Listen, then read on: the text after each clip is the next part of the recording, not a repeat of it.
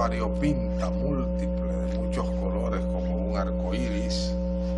Y mientras uno anda tras la filosofía, otros lo hacen tras la política y otros tras la medicina, la sociología o sencillamente el discurrir sobre las cotidianidades, y otros, como mi invitado de hoy, ha dedicado parte de su vida intelectual a razonar, a pensar y a escribir sobre la Biblia. Y aunque es psiquiatra de profesión y de ejercicio, él pasa su tiempo libre estudiando y escribiendo sobre la Biblia. Su último parto es este libro, Josué el Vencedor, el gran personaje bíblico que sucedió nada más y nada menos que a Moisés en la travesía del pueblo de Israel a través del desierto. El doctor Felipe Román es un psiquiatra con estudios estudios médicos aquí en la Universidad Autónoma de Santo Domingo y con estudios psiquiátricos en España. Él además es un distinguido miembro, coronel del ejército, en cuyo hospital ha trabajado en posiciones de relieve y de jerarquía. Me ha acompañado en otras oportunidades y he quedado tan encantado que creo que esta es la tercera vez, la cuarta vez que nos acompaña para hablar de sus distintos partos literarios. En esta ocasión, como les dije, sobre el libro de Josué. Antes, él ha publicado un análisis psicológico y filosófico del Padre Nuestro, que fue la primera obra de él que yo conocí, que me llamó sobremanera la atención. Su segunda obra es Las motivaciones del profeta Jonás. La tercera, El rey David, psicología, pasiones, crímenes, guerras. Y luego Moisés no pudo pasar, y Jacob, el amado de Dios, y ahora Josué el Vencedor. Probablemente unos temas no cotidianos y extraños para muchas personas, pero estos textos están llenos de sabiduría. Y hoy vamos a hablar con el doctor Román acerca, como le dije, de su último parto, Josué el Vencedor. De manera que le invito a que me acompañe para oír a un psiquiatra hablando sobre Josué, el gran personaje bíblico.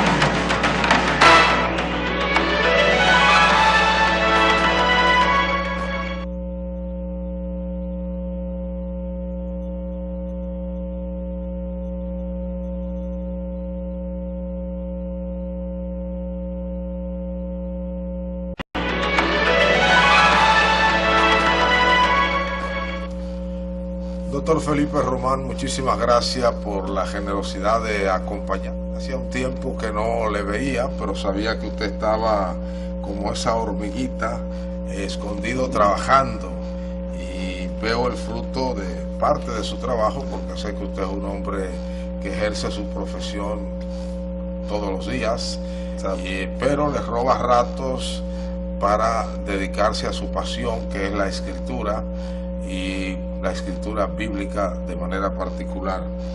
Bueno, ¿cómo se siente la gente cuando emprende un proyecto como un libro y cuando lo termina? Oh, muy feliz, muy feliz, muy feliz. Porque durante todo el proceso uno va disfrutando, porque uno va descubriendo cosas. Muchas de las cosas, lógicamente, uno no las sabe.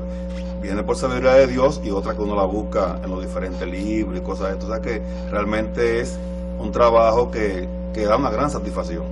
Veo que todos sus libros sobre temas bíblicos tratan sobre determinados personajes. Sí. ¿A usted le gusta trabajar los personajes? ¿Eso le viene de la psiquiatría o de algún otro tipo de interés? Bueno, lo que pasa es que realmente trabajando con los personajes, que son seres humanos, lógicamente, hacemos que la persona entienda que son personas que tienen angustia, tristeza y todo eso. Y ahí mismo enseñamos psicología de cómo manejar la angustia, cómo la manejaron ellos, y de ahí aprendemos. Porque, por ejemplo, la gente dice, vamos a poner con el libro de David. David, pero David pasó muchos problemas, persecuciones y esto y tal. Entonces, ahí lo vamos transmitiendo, todas esas enseñanzas, a través de esos personajes. Porque lo que se trata también es no solamente de Biblia, sino también transmitir la psicología. Ya. Sí. Es decir, que usted un poco, por decirlo así, se monta en un vehículo de dos ruedas. En una está la profesión de psiquiatra y en la otra la Biblia. La teología, exactamente. La teología, la Biblia. Exactamente. Y por ahí camina. Exacto. Y tratando siempre de que las interpretaciones estén basadas en la Biblia. Ya. No en que yo creo esto, que yo creo aquello, no, en la misma Biblia. Claro, uso diferentes versiones bíblicas, porque yo, aunque sea de la iglesia evangélica, pero uso Biblia católica también. Correcto. Y eso, diferentes Biblias, varias Biblias. O sea que usted se da un baño de exégesis bíblica. Exactamente. Una cosa muy interesante, hay dos de las personas religiosas del mundo cristiano evangélico que más libros están publicando en estos tiempos son dos psiquiatras, el doctor Román y el doctor Rafael Dunker. Ah, sí, Dunker, yo respeto muchísimo a Dunker. Ya. Dunker me dio un consejo a mí en un congreso que tenemos en Puerto Plata. Yo no era todavía psiquiatra, quería estudiar psiquiatría y estaba un poquito confundido porque los psiquiatras que conocía eran ateos y me tenía eso como ese cierto temor. Y él me dijo, no, pero no hay problema entre la psiquiatría y Dios, sino entre dos psiquiatras que tú conoces y que son ateos. y eso que puede parecer una tontería, Sí. marcó mi vida y entonces ya además una expresión sabia, ¿no? Oh, pero Sí, muy sabia. sí. Como es Dunker. Ya, exactamente, un hombre de mucha Sí. sabiduría y conocimientos. Exacto. ¿Usted cree que hay enseñanzas en estos personajes, Moisés, David, Josué, Jacob, el profeta, Jonás, que puedan ser al mismo tiempo que antiguos, porque son personajes antiguos, ser contemporáneos? Claro que sí. Bueno, a propósito de eso mismo, mire, por ejemplo, en uno de los libros, el que antecede a Jacob, Moisés, el expresidente Leonel Fernández publicó un artículo, yo le llevé el libro, Sí. y él puso Moisés, un líder del siglo XXI, en base a lo del libro. Sí. Entonces con eso le digo, así como con Moisés, es igual, con David, con Jacob, con Josué, porque todos esos lideratos realmente son fundamentales. Por ejemplo, cojamos a Josué y hablemos de otro líder, ¿verdad? Saúl. Saúl fue el primer rey de Israel. Pero ¿qué pasa? Aún siendo escogido por Dios, es muy importante el asunto de la seguridad personal. Saúl no tenía seguridad en sí mismo. Entonces, por eso, al ser una persona insegura, no fue un buen rey. Y por eso es que eligen después a David. Entonces, todo eso se refleja en ese libro, haciendo ver cómo la inseguridad de un líder hace que el pueblo también vaya mal. Los líderes que son inseguros hacen que los pueblos tengan problemas. Ya. Entonces, y no depende también, pero por ejemplo, no tiene que ser nada más con eso. Usted coge, por ejemplo, a Ronald Reagan. Cuando eligen a Ronald Reagan, lo menospreciaban porque era un actor de decimonovena categoría. Exacto. Sin embargo, cuando se hacen los rankings de los presidentes, está entre los primeros presidentes de Estados Unidos, los mejores valorados, entre los primeros 5. Sobre todo fue en los últimos 50 años. Un gran comunicador. Exacto, ¿no? Y hacedor. Porque hay gente que son buenos comunicando, pero no son buenos haciendo. Allá. Y hay otros que no son muy comunicativos y hacen. Entonces lo que importa es, como dice la Biblia, no me hables de tu fe, demuéstramelo con tus obras. Ya.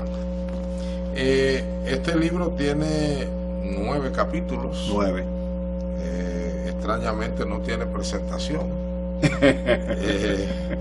Y ni bueno, prólogo. Ya, ni prólogo, por supuesto, presentación o prólogo. Pero bueno, está ahí en 200 casi 90 páginas, Sí. que es una gran extensión para un personaje que, si bien es un personaje muy importante, pero ordinariamente estos libros son así de grandes cuando son toda la exégesis de un libro, lo cual quiere decir que usted además es un escritor prolífico, con un gran arsenal de argumentaciones, porque al final un libro de pensamiento como Exacto, es este, exacto. es un libro de argumentaciones. Eso, Sí. exacto. Y el valor está en el valor de sus argumentos. De los argumentos que se dan, Sí. exactamente. Y esos argumentos, como le digo, si quiero insistir en eso, basado En la escritura. en la escritura. Ya. En la escritura. Porque hay mucha gente que escribe cosas religiosas, pero es lo que a ellos les parece. En la escritura, y me parece desde la perspectiva de una teología protestante. Exactamente, Sí. exactamente. No católica. No católica, pero sí usando Pero bíblica. Biblia católica también. Sí. Por ejemplo, la Biblia de Navarra y la de Jerusalén latinoamericana. Porque Correcto. hay algunas traducciones que la Biblia de la Reina Valera no están bien. Y en la Biblia de Navarra y en la Biblia de Jerusalén latinoamericana están Sí. mejor. Sí, sí. Entonces yo la uso según el texto Correcto. y el contexto. Para buscar usar una o más, usar otra. más claridad, ¿no? Exactamente. Doctor, ¿qué se puede decir antes de entrar en los detalles? Sí. ¿Cuáles serían no los rasgos negativos, sino los principales rasgos positivos que usted encontró en Josué como líder? Bueno, principalmente, como le dije, como líder, la seguridad en sí mismo, Ya. para poder guiar al pueblo. Y como estamos hablando de cuestiones religiosas, su fe en Dios, Ujú. ¿verdad? Entonces, al tener esa seguridad, la transmite al pueblo. ¿Por qué que un líder cambia las cosas? Mire, le voy a poner un ejemplo de la vida secular. Cuando fui a España a estudiar psiquiatría, al poco tiempo vino el intento de golpe de Estado del teniente coronel Tejero, 23F. 23F del 81. Exacto. Sí, yo estaba allá. Entonces, ¿qué pasa?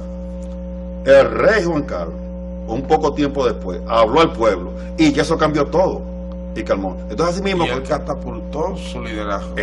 con esa conducta. Entonces, así mismo, cuando Josué le habla a los demás, tenemos que ir y cruzar y esto y tal, y vamos a vencer porque Dios está con nosotros, esa seguridad de él se la transmite al pueblo, porque 40 años atrás habían intentado eso mismo y no lo hicieron. Ya.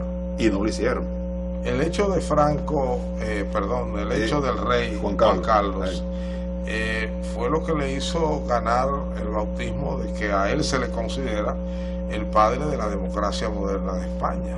Bueno, se estaba en un momento, y como yo estaba allá, pasaban los tanques de guerra, Sí, y las sí, cosas, sí, Sevilla sí, saliendo y todo, y ya se estaban uniendo, primero Sevilla, después ya otra. No, y las fuerzas del franquismo estaban vivas. Claro, El claro. ejército estaba intacto. Eso. Entonces, ¿qué pasa?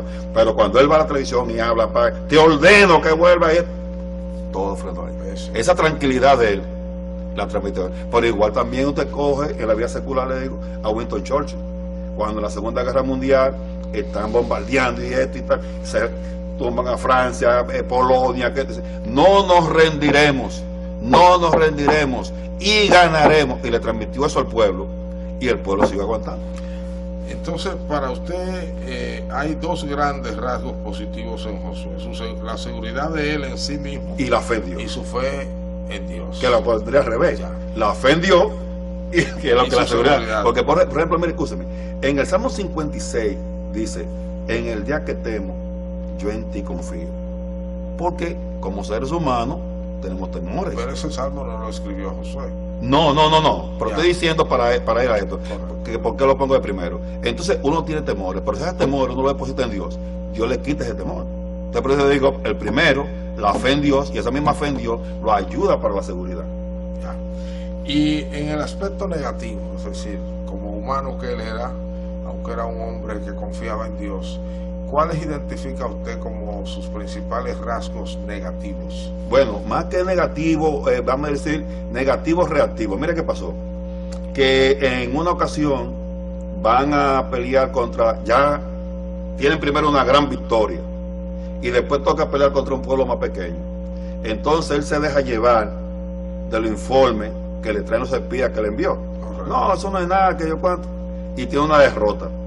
Entonces, con esa derrota, él hace una oración a Dios, porque se siente turbado. Dice, no, ya el pueblo no me va a respetar y eso. Entonces, es una oración que podría parecer hasta que le está faltando el respeto a Dios, pero es algo reactivo. Nuestro Dios es un Dios de amor y ve nuestra intención. Si sabe que la intención no es faltarle, no nos lo toma en cuenta. Entonces él le reclama a Dios, pero caramba, ¿cómo puede ser posible que hayamos perdido con esta gente? ¿Cómo va a ser ahora? Ya todos los otros pueblos nos van a caer encima. Eso es un rasgo negativo. Sí. En ese momento flaqueó, pero que todos flaqueamos en un momento determinado.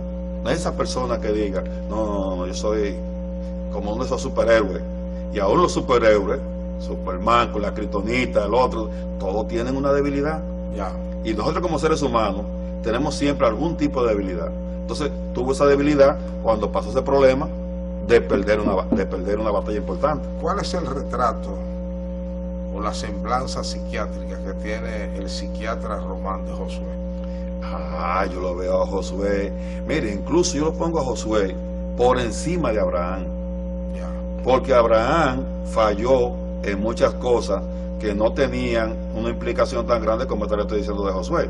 Sin embargo, Josué, por ejemplo, ¿usted sabe lo que es estar ahí en el mismo sitio donde él había estado? Porque él tuvo la experiencia, él fue de los espías, sí, que fue 40 años atrás a los Jericó. Entonces, él estar en ese mismo sitio y confiar. No tenían barco para cruzar el río, pero confiaban en que de alguna manera Dios buscaría la manera de cómo ellos cruzarían allá. Y no solamente cruzarían, que cruzarían y vencerían. Entonces, eso es fundamental para retratar a una persona. Y desde ahí se deriva todo lo otro. ¿Cuáles son los otros rasgos, digamos, como psiquiatra que usted ve en él? Bueno, no, es que no son tantos así. Es de la confianza. ¿Era depresivo? No era depresivo, no era depresivo. ¿Era alegre? Una alegría, vamos a llamarla, de la época. Ya. Porque no eran condiciones para mostrarle alegría, por ejemplo, vamos a decir, estoy yendo a fiesta o cosas de esta y tal, porque más era del mismo desierto que habían llegado ahí. ¿Era autoritario? Tenía que ser autoritario, porque era, como ya se había tenido la experiencia de que el grupo anterior había echado hacia atrás, él tenía entonces que ser autoritario para agrupar a esa gente, demostrando entonces, porque los líderes tienen un momento en el cual no es ser dictadores, pero sí hacerse, si hay que hacer sentir la autoridad, hay que hacerla sentir. Todos los líderes tienen que ser autoritarios. En un momento determinado, porque si la gente es demasiado suave, el ser humano pone como una especie de termómetro y entonces no hay un respeto. Por ejemplo, usted tiene una posición, si usted entonces va y dice, no, ese hombre no importa, entonces como dice la gente, no asiste, llega tarde, excusa que esto, que tal. Entonces hay que poner, no, aquí las cosas son así, lo quiero, lo adoro, pero hay que cumplir. Cuando Moisés ya estaba para terminar su liderazgo y su estancia en la tierra, ¿quién escoge a Josué, Dios o Moisés? No, quien escoge a Josué es Dios. Quien escoge a Josué es Dios. Y lo escoge, eso es muy interesante, porque Moisés quería seguir, porque es lógico. Había pasado los 40 años en el desierto y él quería ser el que introdujera, que llegara a la tierra prometida. Inclusive en el libro anterior mío, en el de Jacob, comparo en que él le dijo a Dios, permíteme, aunque sea poner la mano, como hacía Juan Pablo II, sí, que a los sitios que iba se agarraba y me daba un besito, aunque sea eso. Y yo, no. ¿Y por qué eso le impidió? Porque Dios quiere que le santifique. ¿Y qué santificar? Es darle el honor, la honra y la gloria a Él. ¿Y qué pasó? Que en uno el pueblo tenía sed, habían pasado muchas cosas, y comenzaron a hablarle a eso, no, ¿para qué nos traiste para acá? Para matarnos de sed y esto. Y Dios le dijo, mira, con esto, golpea las rocas, y de las rocas saldrá agua, y yo estaré ahí. Entonces Moisés, que era una persona irritable, cogió y golpeó la roca con fuerza, y dijo, como si fuera él. Entonces Dios le dijo, por no santificarme, él tenía que decir, en el nombre de Dios vamos a hacer que salga agua de esta roca. Y por eso fue que se le impidió. Eso está en Deuteronomio 32:51. Doctor, vamos a hacer un segmento comercial para regresar con esta interesante entrevista al doctor Felipe Román, un psiquiatra que acaba de publicar este libro, Josué el Vencedor.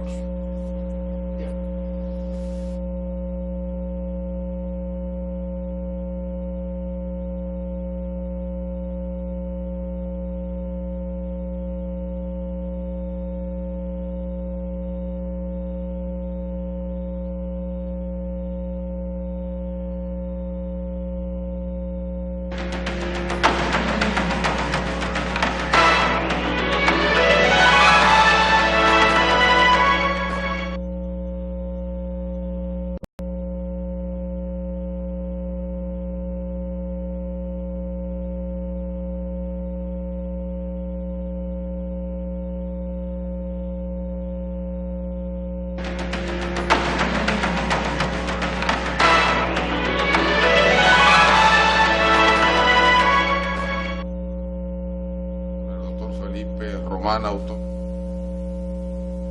el Vencedor.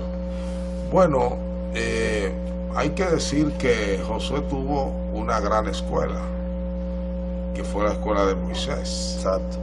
Y entonces probablemente aprendió todo lo bueno de Moisés y trató de no repetir las cosas que él consideraba negativas o que llegó a saber que Dios consideraba negativa. Estamos hablando de liderazgo que desde el punto de vista bíblico eran dependientes de Dios. Exacto. Totalmente. Y bueno, algunas cualidades vio Moisés en él de liderazgo, no solo de que era un hombre piadoso, sí, sino que también. Y él era asistente de él. Sí. Josué era asistente de Moisés. Así es.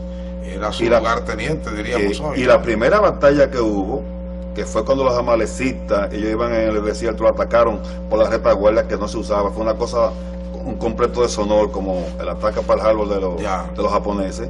Quien compuso a Moisés a defender fue a Josué, que dirigió la tropa, esa tropa. Entonces, entre los dos liderazgos, aunque Moisés era un hombre muy sensible, sí, tanto que músico, poeta, pero y también tenía la espada. Sí. Pero a Josué le tocó conquistar territorios. Sí. Relátenos esa parte y cómo usted la maneja en su libro. Bueno, ese es un alto honor cuando ellos logran cruzar el Jordán, que hubo el prodigio ahí también de que se dividiera las aguas del río, ¿verdad? Porque el que se dividiera las aguas del río lo hizo Dios no solamente como medio de transporte para que crucen, que es lo más evidente, sino es que cuando él se dirige, Josué se dirige a toda la tropa, a todas las tribus, ¿verdad? Y le dice para que vamos a cruzar y esto y tal, y ahora soy yo que voy a dirigir. Entonces yo le dice, bueno, nosotros te acompañaremos y haremos todo lo que tú digas, con tal de que tú demuestres que Dios está contigo. Exacto. Entonces, al hacerse ese prodigio, es la demostración de Dios de que yo estoy con Josué. Ok, entonces cuando ya logra cruzar, Dios mismo que da las instrucciones de que durante 6 días den una vuelta a Jericó, pero en silencio, y que al 7º día entonces vociferen. Pues hay personas que son tontas, pero ¿qué pasaba con eso? Como esas mismas personas, estos son los hijos, la generación que sigue a los anteriores que no quisieron pelear contra Jericó, entonces había que ponerlo, lograr la disciplina de que obedecieran. Por eso ganaron los primeros días las 6 vueltas, que parecían no tener importancia. Entonces al 7º día dice, bueno, ahora vociferen y toquen las trompetas y el muro caerá. ¿Por qué cae el muro? Bueno, muchas personas en la Biblia nada más dicen los muros cayeron por fe, pero no solamente por fe. Resulta que el sonido es un arma de guerra. Ahora se usa modernamente y los grandes países industrializados tienen armas de guerra en base al sonido. Entonces, al mismo tiempo esa vocinglería de los soldados, más la trompeta, más el arca amplificando, derrubó los muros. Hay un astronauta, Tyler One, que es el que más, el que más sabe de sonido en el mundo. y dice que por causa del sonido fue que cayó el muro. Resulta... Hay sonidos que rompen vidrios. Sí, de todo. Vidrios fuertes. No, y hay un arma que se llama... se decía que Caruso rompía vidrios. Sí, y la Cala, María Calas, María Calas. Sí. Entonces, tienen armas en Estados Unidos para que esas manifestaciones, usar el sonido, pero el sonido no solamente es cuando está en alta frecuencia, el sonido también cuando está en baja frecuencia hace mucho daño. Sí. De hecho, se cree ahora que el problema que hubo en Cuba con los diplomáticos y esto, fue con el sonido de baja frecuencia. Exacto. Ahora, el que se usó en Jericó fue un sonido de alta frecuencia y derrumba muros. Entonces, esa seguridad que hubo de que Dios nos está ayudando y que el muro cayó, ya imagínese usted cómo sube la moral, como se habla en el lenguaje militar, para conquistar a Jericó. Esa fue el principal triunfo, no solamente de Josué, sino de todo el pueblo de Israel hasta la actualidad. Y eso era que quería tener Moisés. Josué conquista. Sí. Y también comienza la construcción de lo que sería la nación judía, ¿no? Exactamente. Ahora, antes de llegar ahí, hay un pasaje en la vida de Josué que me gustaría escuchar sus opiniones, porque además usted lo trata en el primer capítulo. Sí. Es un pasaje que tiene un elemento controversial, lo de la ramera. Ajá. Porque se discute mucho ahí el concepto de mentira, porque luego ella aparece en la galería de los hombres y las mujeres de fe en Romanos 11, en Hebreos 11, y entonces mucha gente dice, pero bueno, si ella habló o no habló mentira. No que habló mentira. ¿Qué pasa? Manda a los espías. Mucha gente habla de que, pero ¿y por qué ve que manda espías si ya él sabía cómo era el pueblo de Jericó? No, Josué sabía cómo era el pueblo de Jericó 40 años atrás. Ahí mostró su habilidad militar. Exactamente. Porque, por ejemplo, usted coge la Alemania de Hitler. Cuando termina la Segunda Guerra Mundial, era una Alemania destruida, pero en 18 años se armaron de tal manera, que por eso fue que vino después. Correcto. Todas estas cosas que hicieron. Entonces había que saber cómo estaba Jericó. Y ellos van, los espías, precisamente a buscar, para pasar el desapercibido, creían ellos, donde era la ramera, que su casa estaba en una colina, y de ahí podían ver todo. ¿Y por qué ella lo apoya?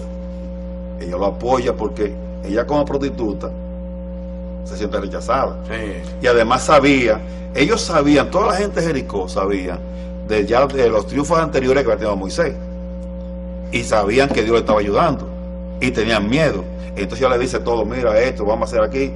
Entonces le dijo, la gente aquí está ya que tiembla y se sienten acobardados ante ustedes.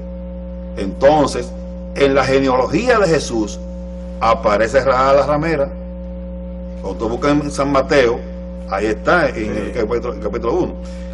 Entonces, no es que ella mintió, sino que ella tomó una acción. Aunque ella mintió en el sentido formal de la palabra, cuando dijo que ellos no estaban estando ahí, a los soldados que fueron a buscar. Ah, bueno, Sí, ¿qué sí, pasa? sí. Vamos a decir, pero más que mentir sería una En sagacidad. el sentido formal. En el claro. sentido formal, exacto, pero una sagacidad, porque ellos fueron allá. Ella no podía decir que no era verdad que ellos habían estado ahí. Sí, estuvieron aquí, pero si decía que estaba, Sí, entonces los mataban. lo mataban a ellos y la mataban a ella también. Correcto. Porque le decían, no, pero si nosotros no venimos, tú no dices nada. Ese es un tema, ¿verdad?, que se ha discutido mucho, porque Occidente muchas veces tiene un concepto formal de la mentira. Escuché una vez a un maestro bíblico decir que el sentido teológico de la mentira es diferente. No es decir una cosa por otra, sino tener la intención del engaño. Exacto, la intención, eso. de Pero le dije ahorita de que Dios sabe, Sí. conoce nuestra intención.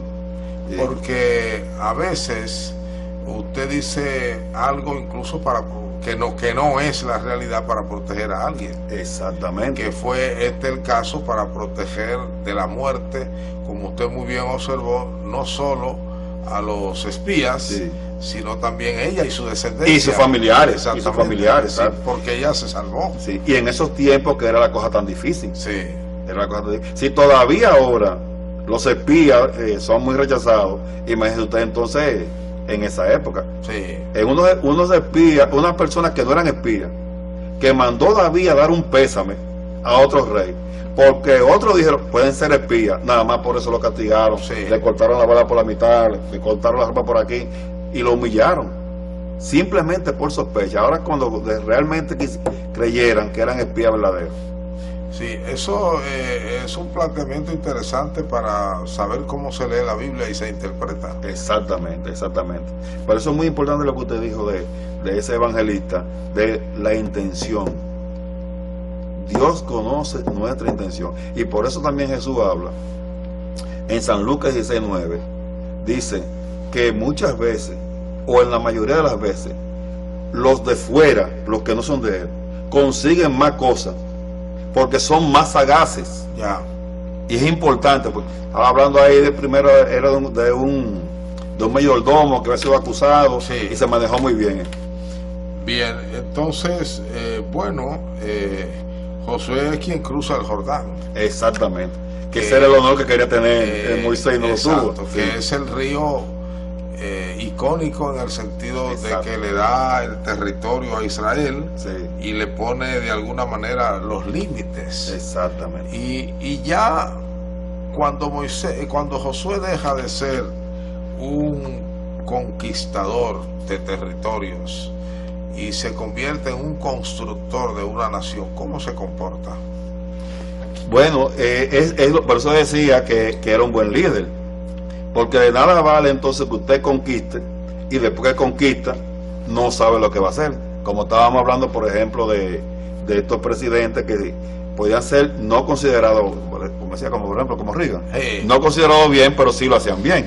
Correcto. Entonces así mismo Josué, entonces, porque no es tan fácil conseguir el territorio y después usted como líder organizar eso, porque si no, por eso decía ahorita del autoritarismo.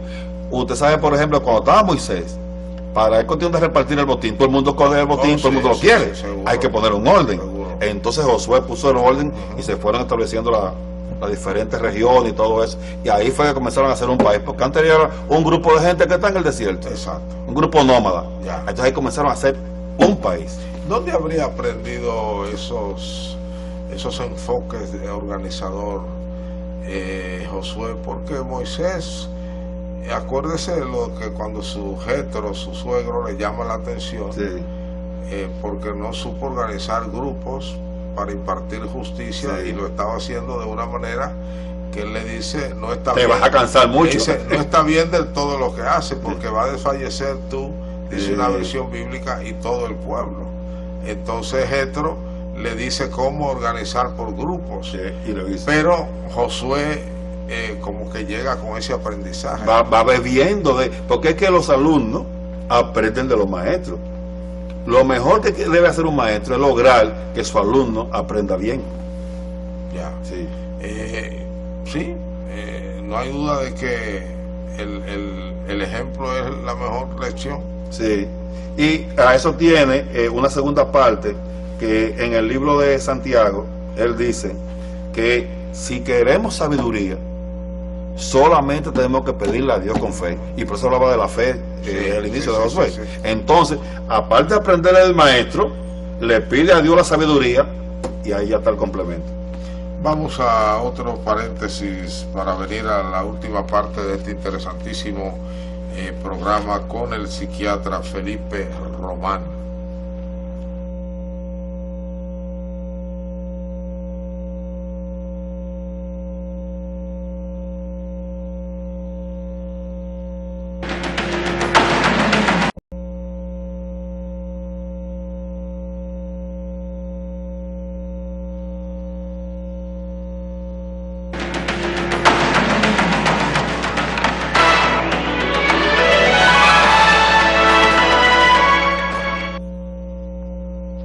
Venimos al segmento final de esta entrevista con el doctor Felipe Román, autor de este libro Josué, el vencedor. Bueno, Josué termina siendo el gran conquistador, Exacto. de Israel, y a partir de él entonces vinieron los reyes. Sí. Pero Dios no quería rey. Pero en un ejercicio de democracia, Sí. satisfizo la petición del pueblo.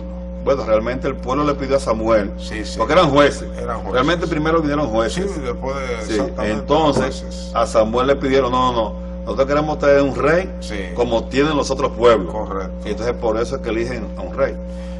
Que por cierto es lo que estoy diciendo, que ese fue un rey inseguro, Ujú. Josué. Sí. Saúl. Y Bueno, quizá la circunstancia en que fue electo, ¿no? Porque contracorriente. no, Porque no, Dios no quería que él fuera, que hubiera ningún tipo de rey, porque ellos pedían rey para ser semejantes Sí. a quienes Dios había dicho que no fueran semejantes a ellos. Por ahí va la cosa, pero aparte de eso está la personalidad. Samuel le dice a Saúl, aunque te veía pequeño ante tus propios ojos, entonces pequeño no es pequeño de estatura, Sí, no. sino pequeño como persona. Correcto. Inclusive cuando iba a hacer la elección, él se escondió. Todas son características de una persona que no se siente seguro de sí mismo, porque usted puede ser elegido. Moisés tampoco se sintió seguro, porque Moisés dudó de su capacidad por su poca oratoria. Sí, porque era tartamudo. Exactamente. Pero la forma como lo planteó, Dios le dijo, no hay problema, porque lo que se lo planteó fue a Dios, Sí. no en sus acciones, que esa es la diferencia. Y algunos biblistas dicen que Moisés tuvo que aprender a no ser nadie para llegar a ser alguien, Exactamente. a darse cuenta que no era él, era Dios que lo iba a dirigir. Y como igual pasó por ejemplo, con Gedeón, que cuando iba, Dios bendijo a Gedeón, pero cuando buscó muchos hombres, le dijo, no, ve sacando, hasta que más dejó 300. Dijo, para que sepan que esa victoria no es porque tenga muchos hombres, muchas almas, es porque yo le voy a dar la victoria. Le pregunto, Josué entonces es el líder que lleva al trashumante pueblo de Israel a la tierra que fluye leche y miel. Exactamente, una tierra, traduciéndolo, ¿verdad?, en lenguaje de metáfora, muy fértil, pero que no era como la gente creía, como que si llegaban ahí, alguna gente para la tierra prometida, no, pero había que ganársela. Y eso mismo de esa batalla, el mensaje psicológico que nos dejan ahí, que todas las cosas que deseamos, tenemos que ganárnoslas. Por eso Jesús, cuando iba a hacer cualquier tipo de milagro, ponía a la gente a que hiciera algo. Si era el ciego, lo untaba en los ojos, ve, lávate el estanque si lo es. Al paralítico, levántate, toma tu leche y anda. Y hasta Lázaro, que estaba muerto, le dijo, Lázaro, sal de la tumba. Siempre tenemos que hacer un esfuerzo. Pero ahora estamos viviendo una época en la cual la gente quiere las cosas, todo es en 2 días. Los jóvenes, usted lo ve ahora, que tienen 24, 25 años y de que están frustrados y esto y tal. No, es un proceso. ¿Cuántos años vivió Josué? Moisés 120 y Josué no llegó a los 100. No llegó a los No, 100. pero el tiempo que uno viva no depende de que Dios ame a uno más o que lo ame menos.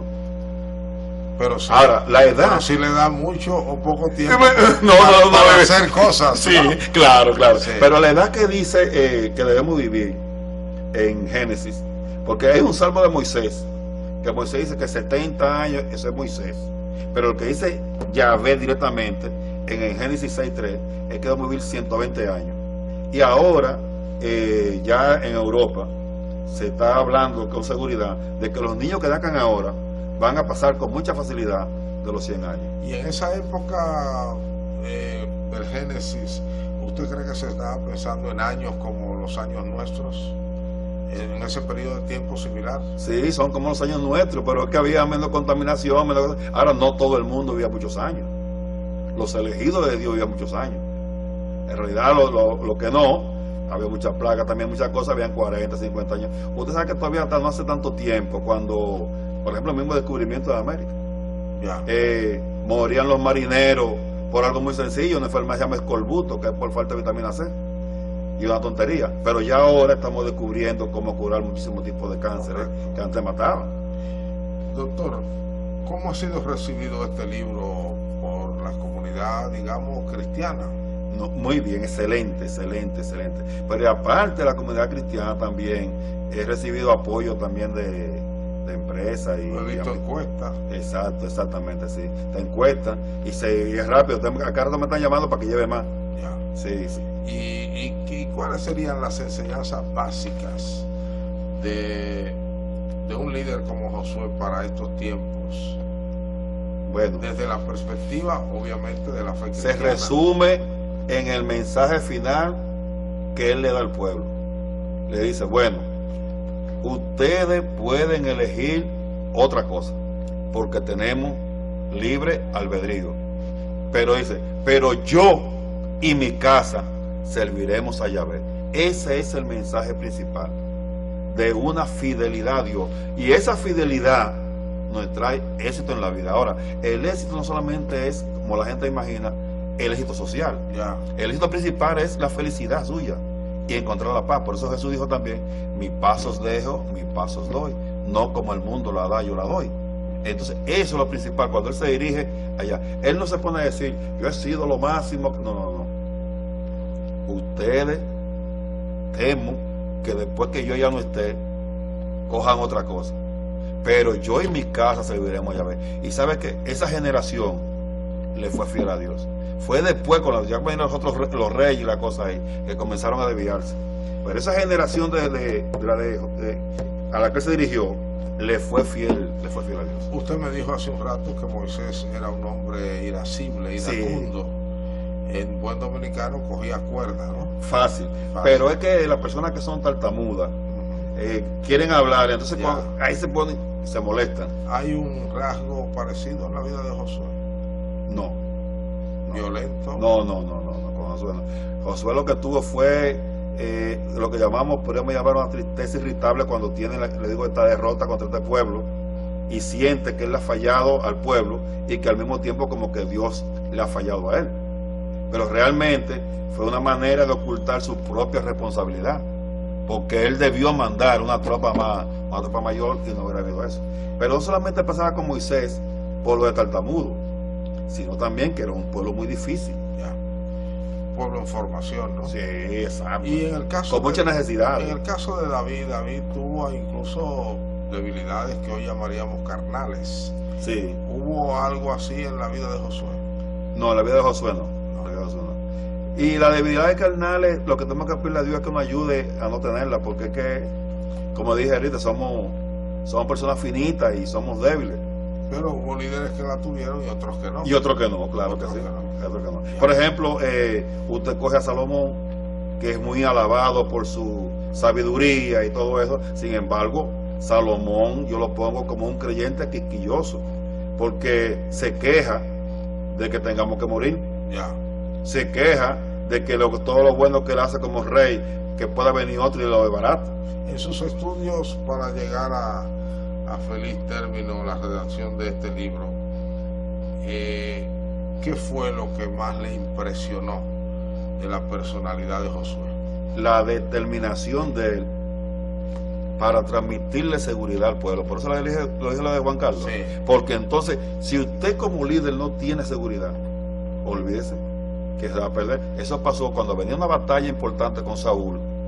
Murieron él y sus hijos, porque el primero que estaba inseguro era él, y lo que hizo fue ir para una bruja, a que la bruja ayudara. Imagínese usted. Y en el periodo en que Josué dirigió el pueblo de Israel, ¿el pueblo fue permanentemente fiel a Dios o fue como en otros periodos ambivalentes ante Dios? Fue fiel durante el periodo de Josué, y después de Josué, es lo que estoy diciendo, a la generación que él dirigió y le seguía a él, entonces esa generación le fue fiel a Dios, estando Josué y después de muerto Josué. Doctor, ¿cuál es el próximo parto? Bueno, vamos a hacer un libro sobre Pedro. Pedro. Sí, estamos trabajando con él. ¿Sería su primer trabajo en el Nuevo Testamento? No, porque el primer libro mío, acuérdese que es el Padre Nuestro. El Padre Nuestro. La oración del Padre Nuestro. El Padre Nuestro. Sí. Vuelve a un personaje, pero del Nuevo Testamento. Que es un personaje, Pedro es un personaje interesantísimo. Sería el primer personaje del Nuevo Testamento. El primer personaje del Nuevo Testamento, sí, Pedro. Bien. Sí. ¿Y usted trabaja de noche, de madrugada? No, madrugada. ¿Trabaja en la tarde? Madrugada. Es decir, le toma prestado al sueño y a la esposa. al sueño. Al sueño. No, porque la esposa está durmiendo, ¿no? Y se supone que la esposa quiere el calor de su marido, sobre todo en la madrugada. Usted sabe que con el sueño pasa que a la hora que despierten a uno dice que es la mejor hora del sueño. Yo no tengo problema con el sueño. Yo necesito... Mira, hay muchas personas que no necesitamos muchas horas de sueño. Y yo soy una de esas personas. Yo necesito muchas horas de sueño. Un hombre joven. Exactamente, claro. Me gustó eso, repítalo. Cuando uno tiene mucha juventud, pues puede desafiar el juventud sueño. Amorosa. De que usted me quiere. Ya, uno desafía el sueño. Sí. Entonces... no, lo que pasa es que yo me acuesto muy temprano. Sí. Toda la noche me acuesto muy temprano. Ya, a las 9 de la noche ya estoy durmiendo. Entonces, ¿usted ya está trabajando o va a Sí, trabajar? no, estoy trabajando. Con Pedro, sí, con Pedro. ¿Y ordinariamente cuántas horas al día usted trabaja? No, eso depende mucho, varía mucho. Y... Pero sí, toda la madrugada medito, ¿verdad? Vamos a decir que alrededor 2 horas. Entonces hay una parte de eso y otra parte de... Pero, y otras cosas. Ya. Pero, y de tardecita a la nochecita, deporte, ver el deporte. Ya. ¿Usted trabaja un solo tema o se envuelve en varios temas? No, varios. Porque aquí yo soy medio maníaco. Ya. O sea, usted puede estar trabajando a Pedro y a otros personajes. Y a otros personajes. Y otras cosas que no tienen que ver nada con Biblia tampoco. La psiquiatría sigue siendo un buen auxiliar para interpretar estos personajes. Excelente. Ya. Y la teología. Y la teología, por supuesto. Sí, o sea que usted es es un lector de ambos temas. Sí, temas teológicos y temas psiquiátricos. Ok. Ya. Pero dándole preponderancia a lo teológico. A lo teológico, sí. Bueno, muchas gracias, doctor Felipe Román, autor de este libro Josué el Vencedor, y ojalá todos los que se hayan interesado en esta conversación puedan acercarse por lo menos a la librería Cuesta, y conseguir este texto de un psiquiatra. Vamos a poner también en Unity, también va a estar en Unity. ahora, sí. Interesado en los temas dominicanos, en los temas de psiquiatría bíblicos, con un enfoque, digamos, desde el cristianismo protestante. Así que muchas gracias, doctor, y de verdad que le envidiamos, porque poder ejercer su profesión y cumplir con muchas otras tareas y sacar tiempo para hacer lo que a usted le gusta, debe ser una felicidad. A ustedes, gracias por igual, y nos vemos en el próximo programa.